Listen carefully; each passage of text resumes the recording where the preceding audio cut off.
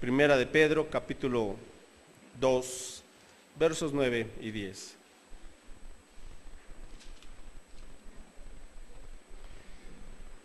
Ya lo encontramos. Primera de Pedro 2, versos 9 y 10. Y le damos lectura, por favor, todos juntos. Comenzamos. Mas vosotros sois linaje escogido, real sacerdocio, nación santa, pueblo adquirido por Dios, para que anunciéis las virtudes de aquel que os llamó de las tinieblas a su luz admirable. Vosotros que en otro tiempo no erais pueblo, pero que ahora sois pueblo de Dios, que en otro tiempo no habéis alcanzado la misericordia, pero ahora habéis alcanzado misericordia. Oramos. Padre, gracias te damos por tu palabra que es viva y eficaz, tu palabra que limpia, santifica, nutre, equipa, tu palabra que nos confronta, Señor, con tu verdad, tu palabra que nos guía también al consuelo que tú nos das, a la fortaleza. Y oramos que tu Espíritu Santo, Señor, nos instruya en esta tarde, para que como pueblo tuyo que somos, podamos ser un pueblo que confía en ti, un pueblo obediente a tu palabra, un pueblo que da testimonio de quién eres y del cambio que tú has hecho en nuestros corazones. Señor, perdona toda ofensa, por favor, límpianos, y que podamos, mi Dios, tomar conciencia de esta palabra y ponerla por obra, Señor. En el nombre de Jesús te lo rogamos. Amén.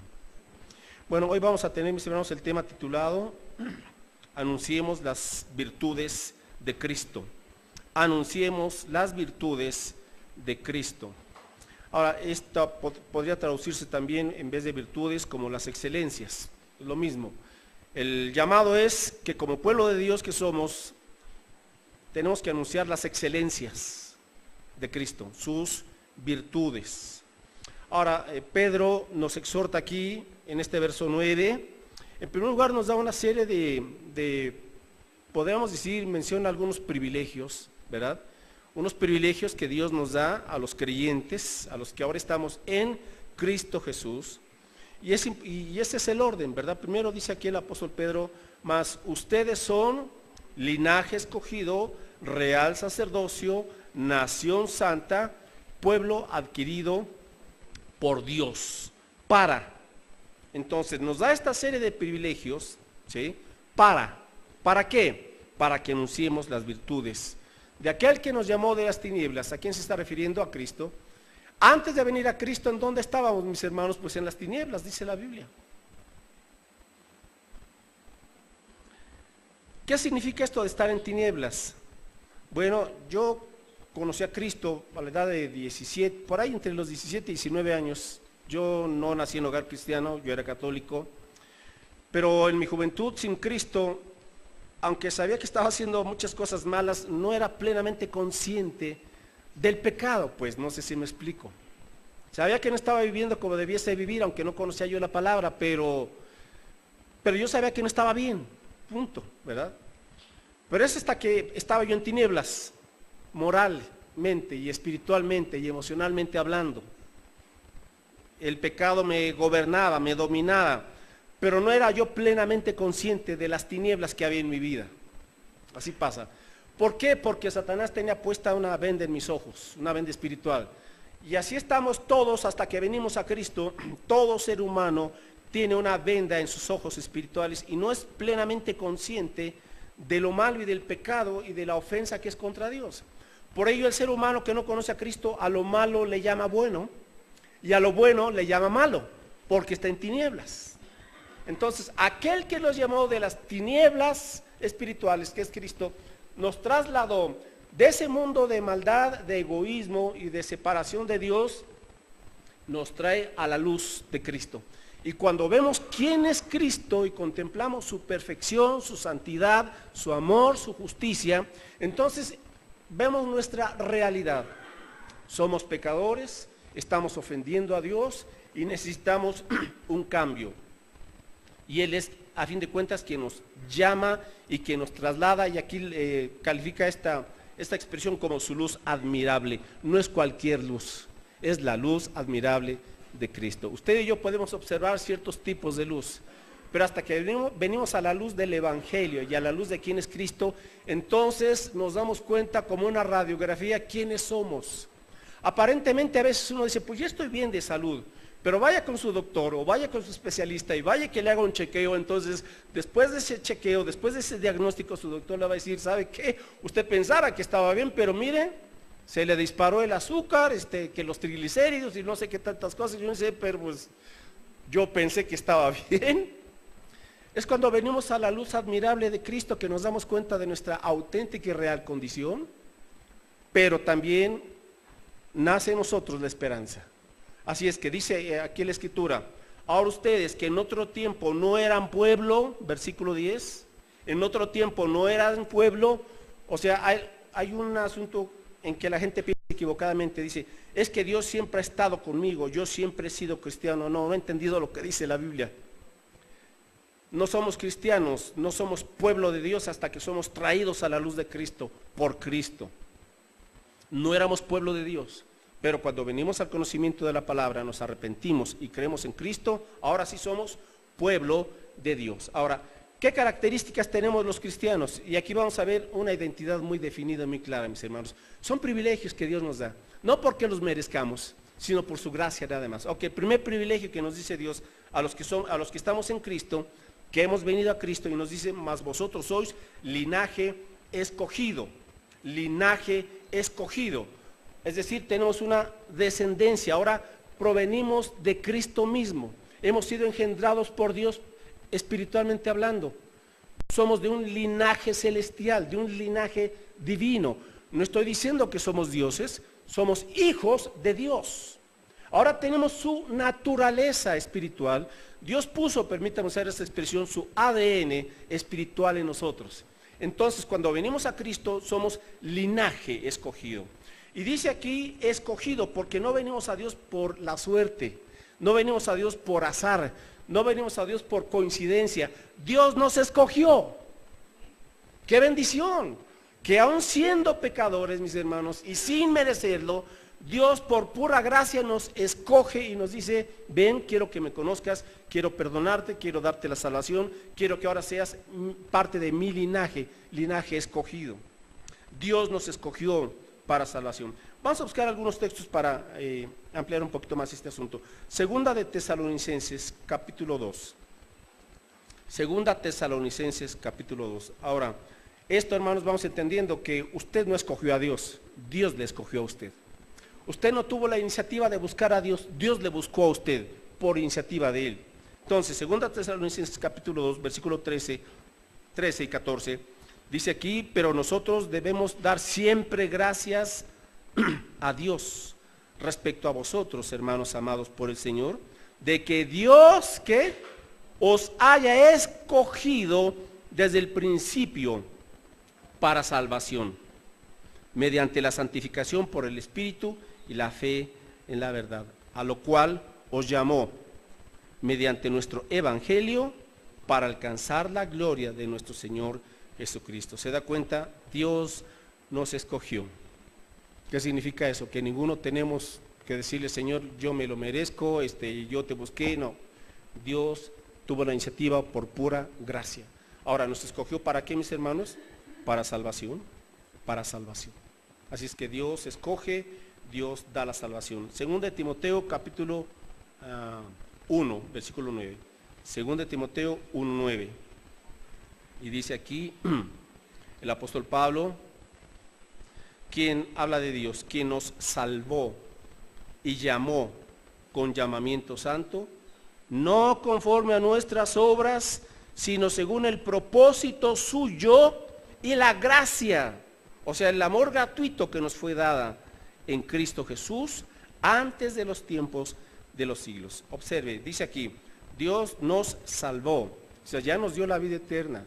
No es que nos vaya a salvar, no, ya para Dios ya somos salvos si estamos en Cristo. Continúa, Él nos llamó con un llamamiento santo, no conforme a nuestras obras, o sea, la salvación no es porque usted sea una persona muy religiosa, no es porque usted sea bautizado, no es por sacramentos, no es por la confirmación, no es porque usted tenga ahí muchas imágenes, no es porque usted prenda veladoras, no es porque usted prenda su incienso.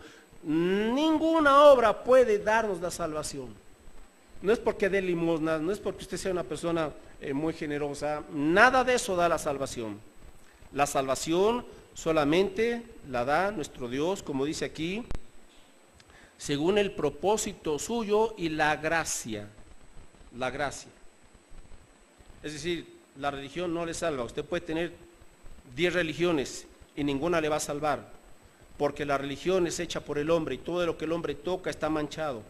Y en el cielo no puede entrar ninguna mancha, porque Dios es puro, santo y perfecto. Nada pecaminoso puede permanecer delante de la presencia de Dios. Entonces dice aquí en este versículo 9, que la gracia, observe esto, la gracia de Dios, o sea, su amor gratuito, ese amor nos fue dado en Cristo. ¿En Cristo cuándo? ¿Cuándo? Antes de los tiempos de los siglos. Ahora, aquí entramos a un misterio que no vamos aquí a resolver.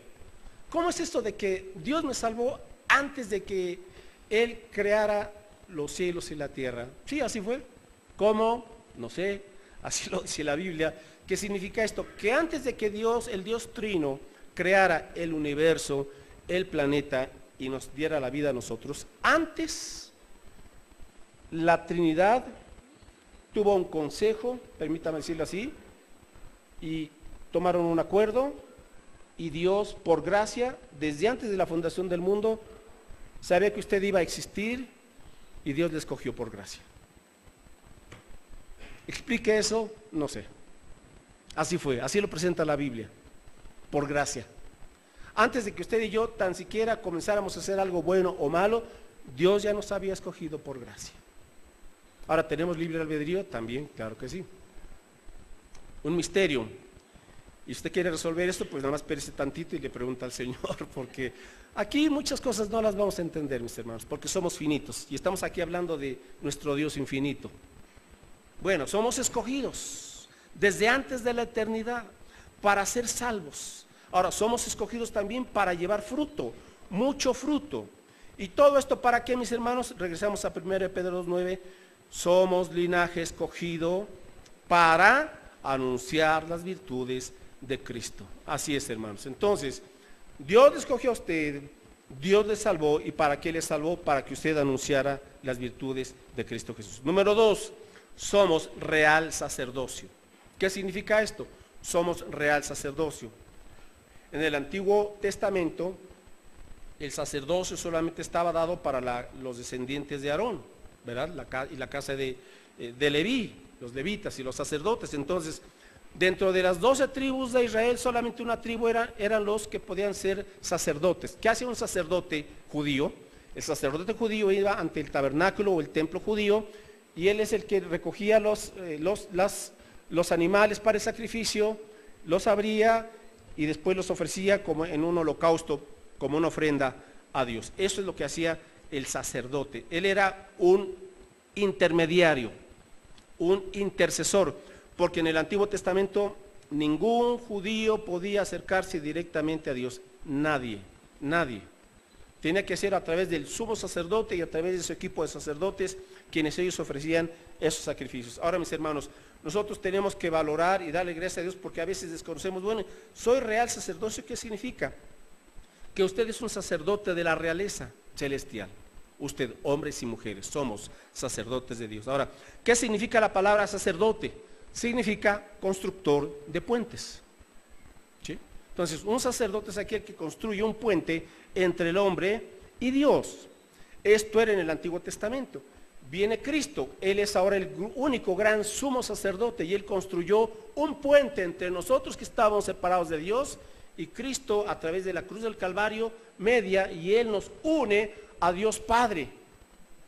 Él es el sumo sacerdote, y ahora podemos tener comunión directa todos los días con nuestro Padre Celestial. Bien, ahora Dios nos dice, ustedes aquí mientras están en la tierra, ahora son sacerdotes de la realeza. Apocalipsis capítulo 1, versículos 5 y 6. ¿Y eso qué significa? Bueno, pues sorpréndase. En el Antiguo Testamento uno necesitaba vestiduras especiales para ministrar a Dios. Hoy, mis hermanos, nuestra vestidura única, ¿cuál es? ¿Cuál es la vestidura que necesitamos tener para ser sacerdotes de Cristo? ¿Cuál es? Usted no tiene que venir aquí con cuello blanco y ciertas ropas especiales, no. ¿Qué? ¿Cuál es la única ropa con la que tiene que venir para ser sacerdote de Dios? Dígamelo, ¿cuál es? La justicia de Cristo. Esa es la vestimenta. Ya nos vistió con su justicia. Quitó los harapos de inmundicia y de pecado en nuestra vida. Y Él nos pone su carácter, su vida preciosa. Es la justicia de Cristo. Ahora sí, Apocalipsis 1, verso 5 y 6. Y de Jesucristo el testigo fiel, el primogénito de los muertos y el soberano de los reyes de la tierra, al que nos amó y nos lavó de nuestros pecados con su sangre. Verso 6. Y nos hizo, ¿qué nos hizo? Reyes y sacerdotes para Dios su Padre. A Él sea gloria e imperio por los siglos de los siglos. Amén. Es decir, que usted ahora es un rey y sacerdote. Y como rey usted gobierna. Usted es un representante o una representante de Dios. Está gobernando aquí, pero usted gobierna conforme a los principios de la Biblia. Y sacerdote en este aspecto. ¿Qué hace el sacerdote? Ofrece sacrificios. ¿Cuáles son esos sacrificios? Hebreos 13:15. Ahora estamos bajo el nuevo pacto, mis hermanos. Usted no tiene que llevar literalmente un cordero o una paloma para ofrecérsela a Dios. No, ya los sacrificios terminaron con el último y el único gran sacrificio que fue Cristo, que es el Cordero de Dios que quita el pecado del mundo. Ahora nosotros como sacerdotes reales tenemos que ofrecer los siguientes sacrificios. Hebreos 13, versos 15-16. Dice aquí, así que ofrezcamos siempre a Dios por medio de Él, o sea de Cristo, ¿qué, hermanos? Sacrificio de alabanza, es decir, fruto de labios que confiesan su nombre. Entonces, como sacerdotes de Dios, ¿usted qué tiene que hacer? Siempre ofrecer a Dios un sacrificio de alabanza. Ahora, ¿qué significa esto, sacrificio de alabanza? Dos cosas. Número uno, cuando nos congregamos como familia en Cristo, como iglesia, estamos cantando a Dios, le estamos ofreciendo ¿qué? Sacrificios de alabanza. Eso hace el sacerdote, está alabando a Dios. Ahora, ¿qué es la alabanza y qué es la adoración? Sino el reconocimiento y la gratitud que uno le dice, Dios, te alabamos, eres digno de todo reconocimiento, de todo honor, de toda gloria, de toda alabanza, porque eres único, Señor. Señor, te alabamos y bendecimos tu nombre y te damos gracias porque a través de esta semana, Señor, nos diste la vida, nos cuidaste y si hubo pruebas, Señor, hasta aquí, hasta este día tú nos has sostenido y nos has fortalecido.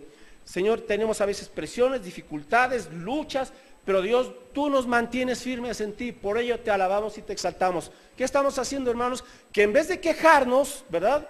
Y de decir, ay Dios, no eres justo y por qué la vida es así, alabamos al Señor, porque sabemos que Él es soberano y que Él tiene control de todas las cosas. ¿Lo cree usted? Bueno, entonces alabamos a Dios. Estamos ofreciéndole un sacrificio de alabanza. ¿Por qué? Porque nuestro egoísmo está siendo crucificado. Y en vez de murmurar contra Dios y en vez de repelar contra nuestras circunstancias adversas que tuvimos en la semana, bendecimos a Dios. Ese es ofrecer sacrificio de alabanza. Y otra parte, el otro sacrificio de alabanza que confiesa su nombre es con la gente hablarles de Cristo Jesús, de las virtudes de Cristo. Hermanos, son dos lados de una moneda. No podemos decir aquí te alabamos y te exaltamos y el resto de la semana no abrimos ni el piquito. No, hermanos, eso no puede ser. Aquí alabamos al Señor con todo nuestro corazón, con nuestros labios, y en la semana seguimos alabando, diciéndole a la gente que el Cristo vive, que el Señor Jesucristo murió y resucitó por nosotros. Estamos ofreciendo como sacerdotes estos sacrificios de alabanza. Y verso 16, otros sacrificios. Y de hacer bien y de la ayuda mutua, no os olvidéis, porque de tal es que sacrificios se agrada a Dios. Hermanos, usted se da cuenta cuando alguien tiene alguna necesidad y usted puede ayudar. Ahora, debemos de ayudar, ok, de acuerdo a nuestras posibilidades, y estamos haciendo un sacrificio. De esos sacrificios se agrada Dios, de la ayuda mutua y de hacer el bien. Tenemos que caracterizarnos, como vamos a ver más adelante los cristianos, por practicar buenas obras. Somos sacerdotes, estamos haciendo el bien, ok. ¿Y todo esto es para qué? Para anunciar las virtudes de Cristo. 3, somos nación santa, estamos en 1 de Pedro 2:9. Dice, vosotros sois nación santa. ¿Qué significa ser santo? Santo significa separado. Dios nos ha hecho una nación santa, es decir, Dios nos ha separado. ¿De qué nos ha separado Dios? Del pecado, Dios nos ha separado de la condenación de la vida eterna. Gracias Dios, gracias Señor, porque merecíamos el infierno y la condenación eterna, y tú nos apartaste de la culpa y de la condenación del pecado que era el infierno. Y ahora Señor, de esas tinieblas de las cuales comenté hace un momentito, Dios nos apartó, nos hizo santos.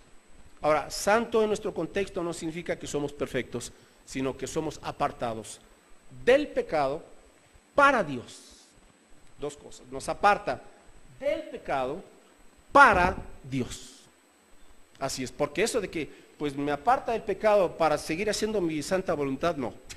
Me aparta del pecado para hacer la voluntad de Dios, para Él, para disfrutar de Dios, para conocer a Dios, para amar a Cristo, para seguir a Cristo. Somos santos, somos un pueblo transformado. Primera de Pedro, capítulo 1, estamos ahí, seguimos en este asunto. Estamos separados para Cristo. Antes estábamos separados de Cristo, hoy estamos separados para Cristo. 1 Pedro 1:15 dice aquí, sino como aquel que os llamó es santo, Dios, sed también vosotros santos en toda vuestra manera de vivir, porque escrito está, sed santos porque yo soy santo. Jóvenes, si tus papás te dicen, oye, cuida tu conducta, cuida tu manera de hablar, cuida tus amistades. Si eres cristiano, pues vive como una persona santa. Tú puedes decir, joven, ay, ¿por qué? Pues porque Dios es santo, ya, tan tan. Dios es santo, Dios es limpio, Dios es puro. Y Él en su pureza te está llamando a ti, joven, para que vivas como un joven en santidad. Tú puedes decir, pero si todos mis amigos y mis amigas lo hacen de aquí y allá, sí, pero si tú estás en Cristo, si tú eres de Cristo, tú ya no puedes vivir bajo el pecado y bajo el estilo de vida de muchos de los jóvenes que desagradan a Dios. No puedes seguir así. Si dices que estás en Cristo, si dices que estás en Cristo, que has creído en Cristo, entonces eres un joven santo. Y vivir en santidad es ya no dejarte dominar por el pecado en cualquiera de sus manifestaciones de expresiones. Santo. ¿Por qué? Porque Dios es santo. Tú puedes seguir argumentando, pero ¿por qué si ellos no son santos? Ellos no conocen a Cristo. Por eso viven como viven. Tú conoces la verdad, tú estás viendo ahora que Dios quiere hacer una diferencia. Y jóvenes, si Dios los está llamando en su adolescencia o en su juventud, dale muchísimas gracias a Dios. Porque eso te va a evitar muchos tropiezos y muchos golpes de cabeza contra la pared, y te va a evitar que te metas en cada agujero y digas al ratito, auxilio, ayúdenme. Conocer a Cristo en tu adolescencia y en tu juventud te evitará que te enganches con la pornografía, que te enganches con las drogas, que te enganches con el alcoholismo, que te enganches en malas amistades, que te enganches en malas mañas. Te va a evitar que el pecado te esclavice. Dale gracias a Dios entonces. Y en vez de que digas, ay, es que yo quiero vivir como el mundo, ¿quieres vivir como el mundo? El pecado tiene consecuencias. Entonces, si ahorita, yo doy gracias a Dios que Dios me llamó a esa edad de 17, 18, 19 años para conocerlo, porque si no, yo no sé qué sería de mí, dónde estaría y qué estaría haciendo, la verdad, mis hermanos. Yo era medio destrampadito y medio, pero por la gracia de Dios, Él me llamó y no hay mejor cosa que conocer a Cristo en tu juventud. No esperes hundirte en el pecado. No te dejes llevar por las malas amistades. No te dejes llevar por la apariencia y el placer del pecado. El pecado, siempre, recuerda esto, el pecado es como una serpiente. Seductor, atractivo, interesante, por aquí, por allá, pero, y cuando menos lo piensas, ras, te clava los colmillos el pecado, y te clava el veneno, y entonces te tiene ya por ahí arrastrando por todas partes. Así es Satanás. Él existe, Él es real. Y el pecado también es real. Entonces, ven a Cristo, vive como un joven santo. Bueno, dice Jeremías, bueno le es al joven si tomare su yugo desde su juventud. ¿Cuál es tu yugo? Venir a Cristo, estar con Cristo, vivir en Cristo, hacer la voluntad de Cristo, conocer a Cristo. Créeme, te va a evitar muchos dolores de cabeza innecesarios, muchos ayes. los ayes de la vida. Ay, ¿por qué esto? Ay, ¿y por qué esto otro? Y ay, ¿y por qué esto otro? ¿Estás escuchando a Cristo desde tu juventud? Pues dale gracias a Dios. Es un privilegio, Él te está escogiendo, Él te está llamando. Entonces, ¿para qué lo hace el Señor? Para que anunciemos las virtudes de Cristo y le digamos a los jóvenes: jóvenes, hay un mejor estilo de vida, hay alguien mejor que Buda, hay alguien mejor que Confucio, hay alguien mejor que Krishna, hay alguien mejor que todos los iluminados, Cristo Jesús. Síguele y serás un joven victorioso, serás un joven feliz. Sí, tendrás luchas, tendrás oposición, pero serás un joven santo y limpio porque Cristo te sostiene en sus manos. Aprovecha, dale gracias a Dios. Somos pueblo adquirido por Dios, dice Pedro aquí, adquirido. Ahora, ¿qué significa esto de ser pueblo adquirido? Significa que Dios nos compró, nos compró. Ahora, ¿cuál fue el precio que Dios tuvo que pagar para darnos esta serie de privilegios, mis hermanos? 1 Pedro 1, verso 18. Estamos aquí. Sabiendo que fuisteis rescatados, o sea, comprados. Esa también es la palabra o la traducción. Fuisteis rescatados, o sea, comprados de vuestra vana manera de vivir, la cual recibisteis de vuestros padres. Ahora, ¿con qué te compró? Dice aquí, no con cosas corruptibles, como oro o plata, verso 19, sino con la sangre preciosa de Cristo, como de un cordero sin mancha y sin contaminación. Así es que Dios le adquirió a usted, le compró, ¿sí? Pero Dios tuvo que pagar el precio más alto, que fue entregar a su único hijo para perdonarnos y salvarnos. Y el precio fue la sangre vertida en la cruz del Calvario. Hasta la última gota de sangre que derramó Cristo fue para perdonarte y para limpiarte y para comprarnos. Es decir, ahora, mis hermanos, ya no nos pertenecemos, ahora le pertenecemos a Dios. Pueblo adquirido por Dios. Ahora, ¿y todo esto para qué? Y vamos al corazón del mensaje. Todo esto es para que anunciemos las virtudes de aquel que os llamó de las tinieblas a su luz admirable. Entonces, en segundo lugar, mis hermanos, ya vimos ahorita nuestra identidad en Cristo con estos 4 privilegios. Ahora vamos a ver, ¿para qué nos da Dios esa identidad? Para que anunciemos a Cristo, para que anunciemos sus virtudes. Ahora, ¿cuáles son las virtudes que tenemos que anunciar? Le voy a comentar algunas solamente, pero en primer lugar, ¿por qué tenemos que mencionar estas virtudes? Por lo siguiente, porque el ser humano está en un problema muy grande. ¿Y cuál es el problema del ser humano? Que es esclavo del pecado con un corazón egoísta. Eso lo tenemos que hablar, mis hermanos, y decírselo a la gente. Ahora, no en un sentido de te estoy enjuiciando y te estoy juzgando, no. Lo tenemos que decir con respeto y con amor. ¿Sabes? Tu problema es que eres esclavo del pecado. Tu corazón es egoísta. Y por lo tanto, el pecado ha quebrantado tu vida. Por eso luchas con el temor, con el rencor, con el egoísmo, con la codicia, con la envidia, te sientes menos. O sea, el pecado te ha quebrantado y por eso estás así, te sientes así. Y le continuamos diciéndole, y estás separado de la gloria de Dios, por eso no puedes ver a Dios. Y por lo tanto mereces la separación y la condenación eterna. Así es, lo decimos con amor y con respeto, pero hermanos, tenemos que ser claridosos. Si usted ahí quiere medio arreglar el asunto, entonces está diluyendo el evangelio. Primero tenemos que decirle a la gente, mira, este es tu diagnóstico. O sea, primero te digo las malas noticias y a continuación te digo las buenas noticias. ¿Me explico o no? Si no, hermanos, la gente, sí, pues qué bueno que Dios es bueno, pues que Él murió. ¿Y qué? ¿Que murió? ¿Y eso qué? Pero cuando decimos, mira, Él murió porque por ti, por tu pecado, porque eres esclavo del pecado, porque estás separado de Dios y porque si no te arrepientes vas a ir a la condenación eterna. Entonces tenemos que hablar eso en amor y explicarlo para que la gente, al ver su necesidad, entonces acuda a la buena noticia. Y ahí es cuando le anunciamos, mira, pero hay buenas noticias y te voy a anunciar algunas de las virtudes de Cristo Jesús. Pero esa persona tiene que darse cuenta de su realidad, mis hermanos. Y ahí es cuando el Espíritu Santo va a usar la palabra de Dios, por cuanto todos pecamos y estamos destituidos de la gloria de Dios. Y la paga del pecado es la muerte, mas la dádiva de Dios es vida eterna en Cristo Jesús. Y éramos pecadores, pero el amor de Dios fue derramado en nuestros corazones. Ya les presentamos algunos versículos, pero estamos permitiendo ya que el Espíritu Santo y la palabra a través de nosotros sea Él confrontado con el Evangelio. Ahora el Evangelio es buenas noticias y allá vamos. Ok, ¿de qué le vamos a hablar? Bueno, número uno, ¿sabes qué? Tenemos ese problema con el pecado, estamos perdidos, pero para esto apareció Cristo, porque Él es Jesús el Salvador. Voy a compartirle algunas de estas virtudes, hermanos. Ok, número uno, una virtud de Cristo, no son todas, pero algunas, las esenciales. Número uno, Jesús es Salvador. Y Él tiene el poder para perdonar tu pecado, para limpiarte toda maldad, y Él tiene el poder para darte la vida eterna. Lucas 2, 10 y 11. Jesús es el Salvador, y Él quiere ser tu Salvador.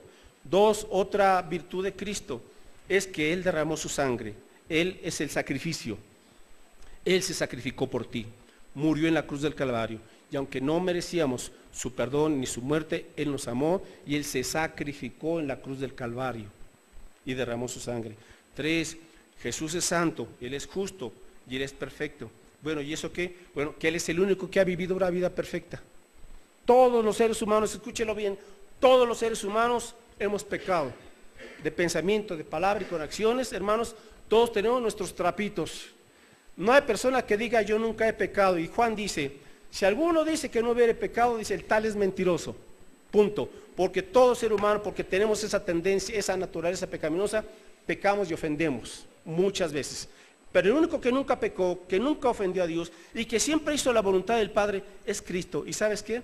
Él al venir aquí a la tierra vivió una vida perfecta y la vivió para agradar al Padre y la vivió para cumplir lo que nosotros debíamos de haber cumplido. Es decir, que para poder estar en la presencia de Dios, nuestra vida nunca debió de haber tenido un solo pecado, ni de pensamiento, ni de palabra, ni de acción.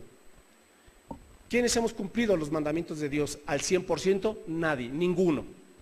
Excepto Cristo, Él cumplió en nuestro lugar esa vida perfecta. Y el Padre toma en cuenta esa vida perfecta y nos la adjudica, nos la atribuye. A eso se le llama la justificación, que la vida justa y perfecta de Cristo nos es atribuida. Y mi vida injusta y pecaminosa la cargó Cristo en la cruz del Calvario. Por eso dice el apóstol Pablo que Él se hizo pecado en la cruz. Amén. Bueno, estamos hablando de la virtud de Cristo, que Él es justo, santo y perfecto, y Él vivió y cumplió lo que nosotros no pudimos haber cumplido. Entonces, confiemos en su vida perfecta. 3, Jesús es lleno de gracia. ¿Qué significa esto? Que su amor perdonador y gratuito está disponible para cualquier persona que viene con un corazón arrepentido y en fe. Él nos da su gracia, su amor, porque de tal manera amó Dios al mundo, que dio a su único Hijo para que todo aquel que en Él cree no se pierda, mas tenga vida eterna. Esa es la gracia de Cristo. Le seguimos diciendo, Jesús es libertador. Juan 8, 32 y 36, por favor.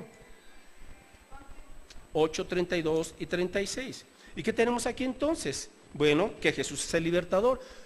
Pero tú dirás, usted le dice a su amigo, a su vecino, a su compañero, a su pariente, ¿sabes que yo tengo problemas en mi vida, con el miedo, tengo problemas con la ira, soy muy explosivo, soy muy explosiva, sabes que tengo problemas, algunos se van a abrir, otros no, pero van a decir, ¿sabes? Tengo problemas con la lujuria, ¿verdad?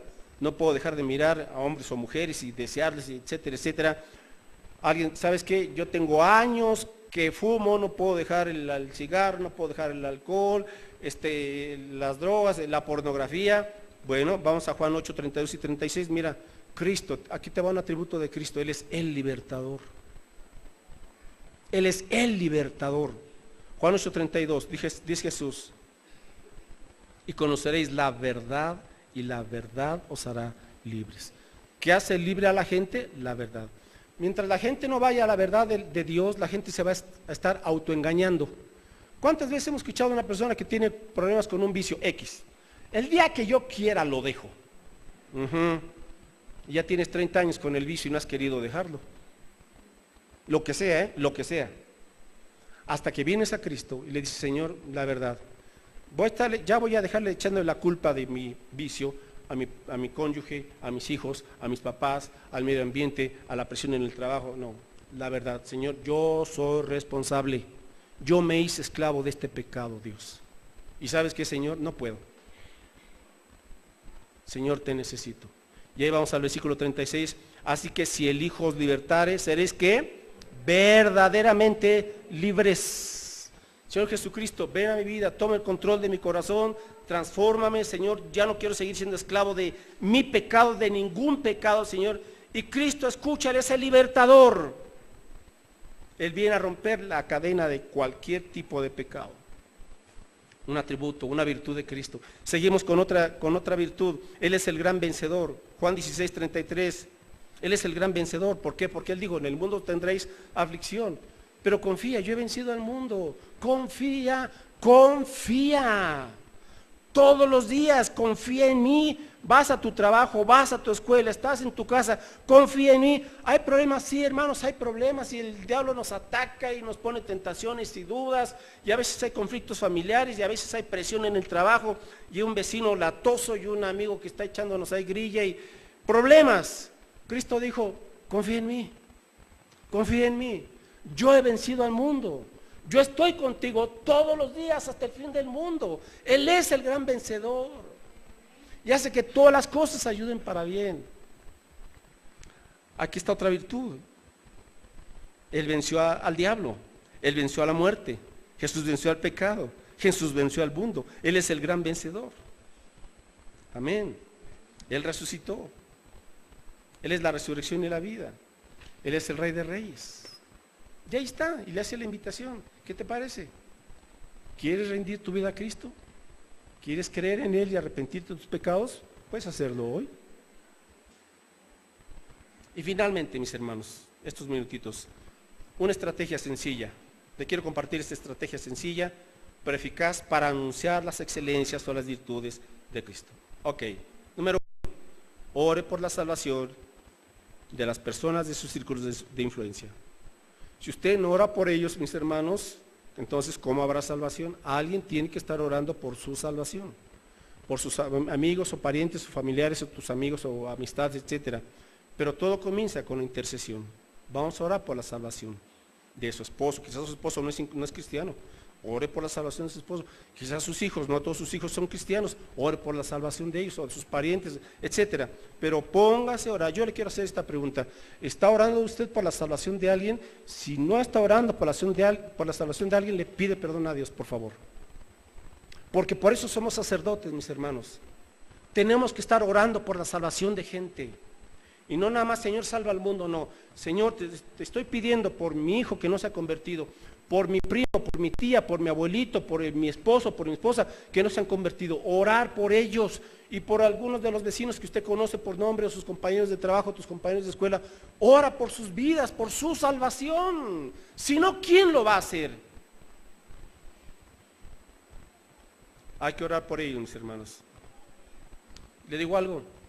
Si usted se convirtió a Cristo, alguien oró por usted. Yo creo que en mi caso oró mi abuelita por mí, ella fue la que me habló de Cristo. Ella me habló de Cristo. Pero alguien tiene que estar orando. Tenemos que ser en ese sentido guerreros de oración, mis hermanos. Jesús dijo, es necesario orar y no desmayar. Es necesario orar y no desmayar. Es necesario orar y no desmayar. Porque a veces, pero estamos orando y ya tengo años, pues el tiempo que sea necesario. Un alma vale la pena antes de que se vaya al infierno. Por favor, no son mercancía, es gente. Y tenemos que estar orando y debemos de pedirle a Dios, Señor, dame por favor tu compasión. Perdona, Señor, mi frialdad, mi tibieza hacia las almas perdidas. Señor, despierta mi espíritu, de tal manera que yo tenga la compasión de Jesús. 2, sea intencional. Y dígale, Señor, usa mi vida para anunciar las excelencias de Cristo. Hermano, si usted no es intencional, nunca va a predicar el evangelio. Escúchelo bien, nunca, nunca. Hubo un periodo en mi vida, y yo se los comparto, en donde yo no fui intencional, mis hermanos. Yo no estaba orando ni evangelizando a la gente, y lo digo con vergüenza, ¿verdad? Pero así pasó en mi vida. Y no pasó nada, Y yo no le compartí a nadie ni nada por el estilo, hasta que el Señor me redargulló, me llevó a ese punto de decir, ¿sabes qué? Mientras no comiences tú a orar y a ser intencional, nada va a pasar. Ve qué has hecho en tu vida, el fruto. Entonces tuve que tomar conciencia, mis hermanos, y decir, Señor, aquí estoy, y ahora ponle en mí la intención, y he entendido que, Señor, si yo no tomo la iniciativa, no va a pasar nada en mi vida. Jesús les dijo a sus discípulos, echad vuestras redes para pescar. A veces tenemos las redes ya bien arregladas, bien bonitas, hasta con moñitos, toda la cosa ahí en la barca, pero las redes en la barca no sirven de nada. Hasta que Pedro fue, Señor, toda la noche hemos pescado y no hemos pescado nada, Señor, ni un pez. Jesús le dijo, Pedro, boga mar adentro y echa las redes para pescar. Señor, no hemos pescado nada, pero en tu palabra, Señor, va, echaré la red. Y fue lo que hizo Pedro. Regresó otra vez, lanzó la red y después ya no podían contar cantidad de peces. Mis hermanos, mientras no echemos la red ahí va a estar bien seca, dobladita, toda arregladita, pero sin ningún pez.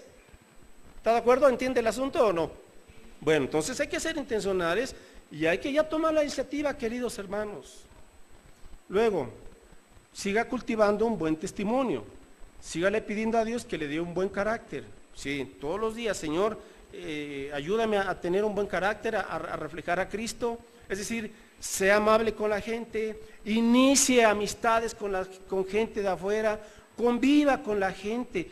Yo no sé dónde ha habido esa enseñanza en las iglesias de que los cristianos no tenemos que estar con los inconversos. Esa es una enseñanza equivocada. Jesús nos dijo, ustedes son la sal del mundo. La sal para nada sirve en el salero. Hasta que la sal sale del salero, entonces impregna y hace sus funciones. Mis hermanos, tenemos que convivir con la gente del mundo. Ahora, no para que, le dice Jeremías, conviértanse ellos a ti y tú no te conviertas a ellos. ¿De acuerdo? Entonces, tengo que convivir con la gente, platicar con ellos. Y a veces vamos a escuchar unas palabrotas de aquellas. Ni modo, así es la gente sin Cristo. No nos vamos a espantar. Ay, no, qué barbaridad. No, hermanos. ¿Con quién se juntó Jesús? Jesús no se juntó con la élite separada de los fariseos hipócritas. Él andaba con las prostitutas, con los cobradores de impuestos, con la gente del vulgo, permítame decirlo así. Con ellos estaba y los estaba impactando con su vida, con su testimonio. A ellos hay que compartirles el evangelio, queridos hermanos. Tenemos que salir de nuestra burbuja cristiana. Salude, platique, sonría, haga amistades, practique sencillos actos de servicio, buenas obras. Mateo 5:14, buenas obras. No espere a que le hagan buenas obras a usted, hágalas usted, porque usted es luz. Mateo 5:14, vosotros sois la luz del mundo. Una ciudad asentada sobre un monte no se puede esconder, ni se enciende una luz y se pone debajo de un almud, sino sobre el candelero y alumbra a los que están en casa. Verso 16, así alumbre vuestra luz delante de los hombres, para que vean vuestras buenas obras y glorifiquen a vuestro Padre que está en los cielos. Hermanos, o sea, ya basta de estarnos escondiendo. Usted ha sido puesto para estar a la luz, a la vista de los demás. Así es, sirva, practique obras buenas, invíteles y anúncieles las virtudes de Cristo. ¿Cuándo va a comenzar a anunciar a Cristo? No diga el año que viene, no. Señor, esta semana, Dios, con tu ayuda, aquí estoy. ¿Qué hará usted? ¿Qué hará usted? Ay, déjeme prepararme otro añito más en el discipulado.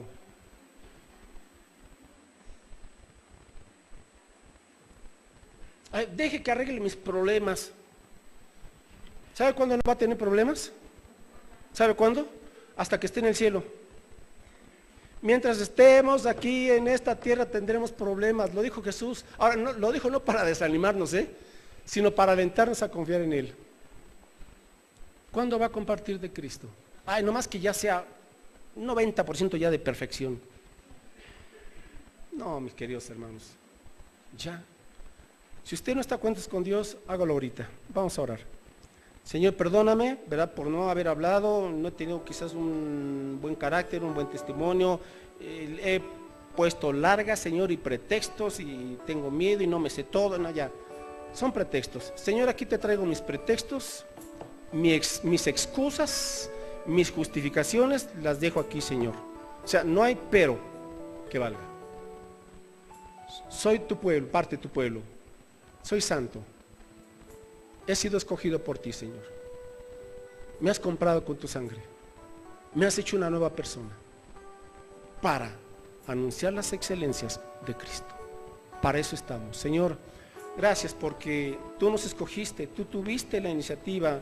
No merecíamos, Señor, ser salvos, no merecíamos ser tus hijos o tus hijas. Pero a ti te agradó, Padre, a ti te agradó por tu gracia solamente. Estamos aquí celebrando tu gracia. Estamos aquí celebrando la victoria de Cristo sobre la muerte, sobre el diablo, sobre el pecado y sobre el mundo a través de su resurrección. Estamos aquí, Señor, celebrándote que tenemos vida, de que a pesar de los problemas, Señor, tú nos has dicho, no se preocupen, mi paz os dejo, mi paz os doy, confíen, yo he vencido al mundo. Señor, perdónanos por poner pretextos, por poner tantos peros, mi Dios. Tú nos has llamado a una sola cosa, anunciar las virtudes de Cristo, las excelencias de aquel que nos comparte sus excelencias los 7 días de la semana. Ahora, Señor, la gente está en tinieblas, la gente está en su ignorancia, en su pecado, en su maldad. Necesitan que alguien les lleve la luz del Evangelio. Señor, quítanos ese temor, esa desidia. Padre, despierta nuestro espíritu, por favor. Danos la compasión que tenía Jesús. Y Señor, tú has dicho que cuando buscamos primeramente tu reino y tu justicia, al predicar tu palabra, lo demás viene por añadidura. Señor, vamos viendo cómo tú suples, y aún, mi Dios, de manera generosa y abundante, para darnos y no tener necesidades mayores, Señor. Eres bueno y eres generoso. Ahora tú nos has dicho, venid a mí todos los que estáis trabajados y cargados, que yo os haré descansar. Seguimos orando. Yo no sé cuál sea su carga, su tribulación, pero por eso le dice, Señor, tráemela. Yo te haré descansar. Pero también nos dice Jesús, lleva mi yugo, lleva mi carga. ¿Cuál es la carga del Señor? Hablar de Cristo. Ahora Él dice, mi yugo es fácil y ligera mi carga. ¿Qué hará usted? ¿Hará ese intercambio?